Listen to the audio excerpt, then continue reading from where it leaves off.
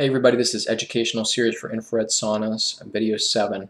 This is on manufacturer warranties, company servicing, kind of all that kind of stuff that's important to assess. If you have made a big investment here, a few $1,000s, you want to know what's it going to be like down the road if you have any issues, right? Is the company really going to be there for you? What's the grade of components, and is that covered in a thorough warranty? What I have found most surprising is that a lot of times a company says that they have a lifetime warranty. You'll see this quite often. When you look at actually the fine print, you'll see that it's not really true. It's a limited warranty. So technically, they can call it a lifetime warranty in a way when they cover some aspects for a lifetime and other aspects for far less, just a few years. I don't like that. I think it's just another example of all the ridiculous, tricky games that these companies play to try to fool consumers into investing in something that's overpriced. And actually no different than a lot of the other companies. So what you'll see very commonly is, say, lifetime warranty, and that lifetime warranty will be on the structure of the sauna itself, the wood, basically. Not all that helpful. Chances are, even if you get a cheap sauna, when you're sitting on that bench is probably not going to break on you for a very long time, unless you're in a commercial setting. You might have some warpage, or even potentially some breaking after 25 years or something like that. But it's basically kind of ridiculous to have a lifetime warranty on the structure itself. Again, except for one scenario, is if you have it outside, outdoors, in an environment that has, an intense seasonal shift, or there's a lot of humidity or moisture, like it's in Florida or something like that.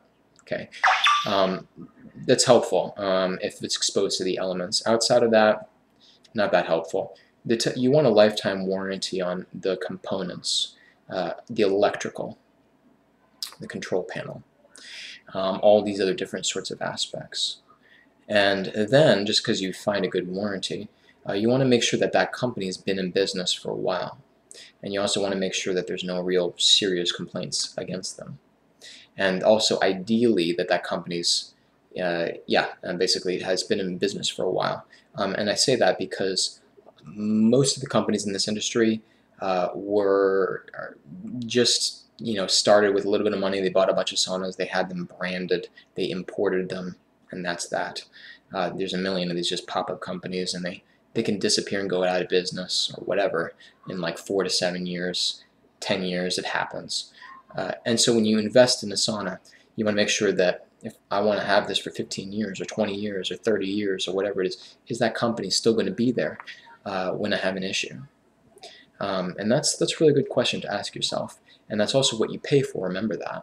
So when we're analyzing cost, right, we also have to think about in the future these different types of scenarios. If I have to have something repaired outside of the warranty, right, if it's a limited warranty now, what's that going to cost me?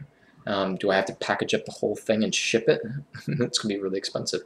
And are they going to send out a technician that knows that brand, that's specifically from that company or approved by that company, used often by that company, and they'll be able to fix it for me on the spot?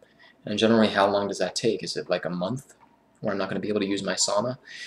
So these are all kind of like different variables it's very hard to come across that information as a consumer, which I then help because I've been able to see the inside of all these different companies and get access to information and a lot of customer feedback that you wouldn't be able to, essentially, and I'm happy to share that. So that's basically just that's it for the video. Just kind of that's another important thing to basically look at when you're about to make a big investment on some of these products. If you have any more questions about this, leave me a reply. Thanks.